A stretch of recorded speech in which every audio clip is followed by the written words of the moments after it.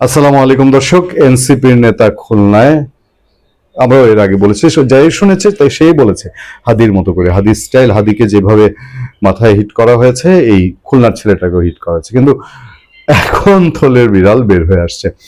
ঘাটতে গিয়ে দেখা গেল যে ঘটনা তো বাবু যা জেনেছি আমরা তা না, মাল আসলে অন্য জিনিস।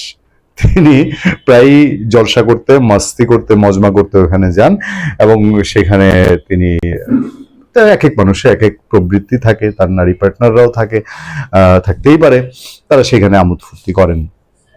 পুরোটাই শুনবেন, পুরো ঘটনাটাই শুনবেন, কিন্তু আমরা বিস্তারিত আপনাদেরকে জানাবো। কিন্তু আমরা যেটা ভেবেছিলাম যে আরেকজন বিপ্লবী, তিনিও বোধহয় এই ভদ্রলোকও বোধহয় সাংঘাতিক বিপ্লবী একজন কেউ হবেন, হ্যাঁ, যশোরের যে বিপ্লবী কেউ আবার কি শেষ করে দেওয়া হলো কিনা হাদির মতো করে। ব্যাপারটা এই জায়গায় না।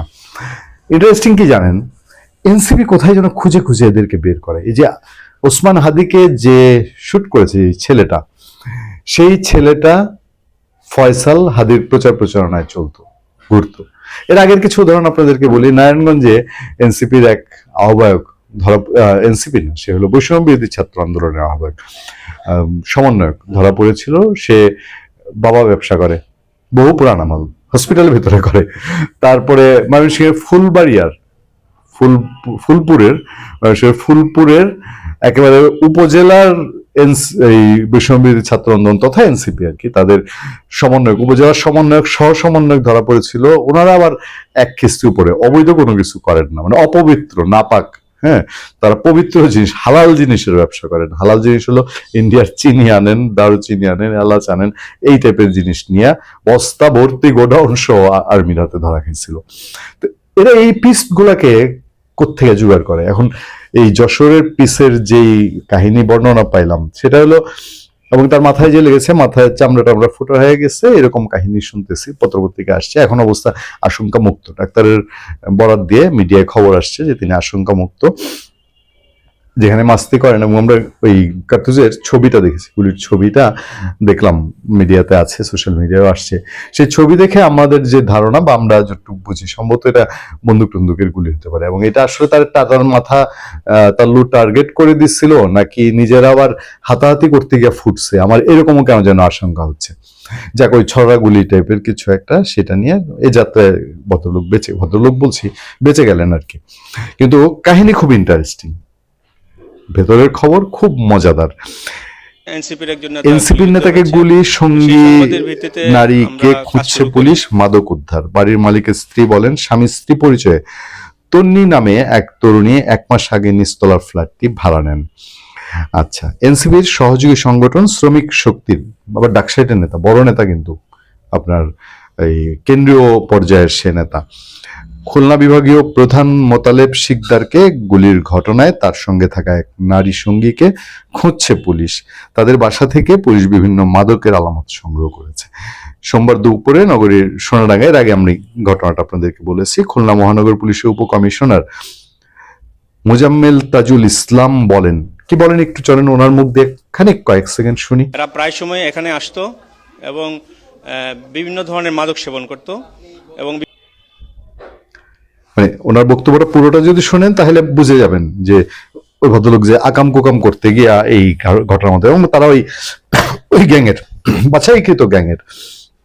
প্রাথমিক তদন্তে পাওয়া গেছে তারা এখানে অসামাজিক কার্যকলাপে জড়িত ছিলেন এবং নিজেদের মধ্যে কোন্দলের কারণে এই ঘটনা ঘটেছে। মোতালেব শিকদার সোনাডাঙ্গা শেখপাড়া পল্লী মঙ্গল স্কুল এলাকার মৃত মুসলিম শিকদারের ছেলে। তিনি জাতীয় শ্রমিক শক্তির কেন্দ্রীয় কমিটির সংগঠক, বড় নেতা। সোনাডাঙ্গা থানা, এর ছবি আছে আমার হাতে, ছবিতে সব কয়টা জিনিসই মার্কা মারা জিনিস আর কি। তাস আছে, বোতল আছে, সিগারেট আছে, আরো লাল লাল নীল নীল কি কি যেন দেখা যায়। যাক, সবগুলো আমি চিনিও না, হ্যাঁ, চেনার দরকারও নাই, বুড়ো হচ্ছে না, এগুলো চেনার দরকার নেই।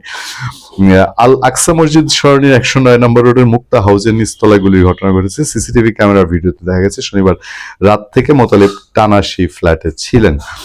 ঘটনার পরপরই উপস্থিত জনতা তাকে প্রথমে খুলনা মেডিকেল কলেজ হাসপাতালে নিয়ে যান, পরে মাথার সিটি স্ক্যান করার জন্য তাকে সিটি ডায়াগনস্টিক সেন্টারে নিয়ে যাওয়া হয়। ও পিছনে ধরা দরকার, গুলিটি তার বাম কানের চামড়া ভেদ করে বের হয়ে গেছে, এতে রক্তক্ষরণ হলেও তিনি প্রাণে বেঁচে যান। মোতালেব এখন শঙ্কামুক্ত বলে জানিয়েছেন খুলনা মেডিকেল কলেজের চিকিৎসকরা। তার মাথার বাম পাশে লেগেছিল। মুক্তা হাউসের মালিকের স্ত্রী বলছেন, স্বামী স্ত্রী পরিচয়ে তন্নি নামে এক তরুণী 1 মাস আগে ফ্ল্যাটটি ভাড়া নেয়। তিনি নিজেকে এনজিও কর্মী হিসেবে পরিচয় দেন, প্রায় বাড়ির বাইরে থাকতেন। যা হয় আর কি এসব ক্ষেত্রে। ঘটনার পর তন্নি নামের ওই নারী পলাতক রয়েছেন, তাকে খুঁজে বের করার চেষ্টা চলছে। নিশ্চয়ই এটা খুব সহজেই বের হবে। এটার জন্য ওই হাদির ঘটনায় যেরকম ইন্টারন্যাশনাল ইনভেস্টিগেশনের প্রয়োজন পড়তে পারে সেই দিকে যায় নাই। খুলনা মহানগর উপকমিশনার তিনি বলছেন, ওই ফ্ল্যাট থেকে মাদকের বিভিন্ন উপকরণ উদ্ধার করা হয়েছে। এই ঘটনায় আরো অনেকে জড়িত, মানে আরো আছে। তারাও কি এনসিপির ভাই নাকি? হতে পারে, দেখা যাক না।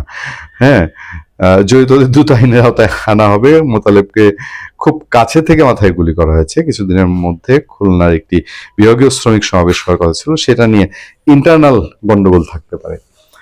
আমি শুধু এটুকু বলবো, এনসিপি দলটা, আমি একজনের সোশ্যাল মিডিয়ায় একটা বক্তব্য শুনছি, তিনি বলছেন যে এই এনসিপি দেশের বাইরের একজন ব্লগারের নাম পিনাকি ভট্টাচার্যের নাম করে, যে পিনাকি, ইলিয়াস হোসেন, এদের কথা শুনতে শুনতে এরা শহীদ মিনারে এদের উৎপত্তি হয়েছিল, কিন্তু এখন এসে প্রেস ক্লাবে 10,000 টাকা ভাড়ার রুমে ঢুকছে, মানে অবনতি বুঝাইতে গিয়ে।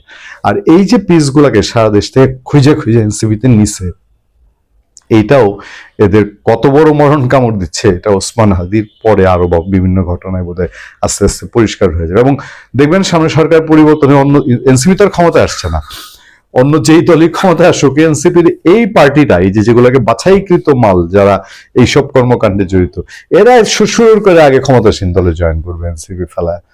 ভালো থাকবেন, সুস্থ থাকবেন। আপনার সাথে আমি আতিকুর রহমান, পূর্ণিয়া।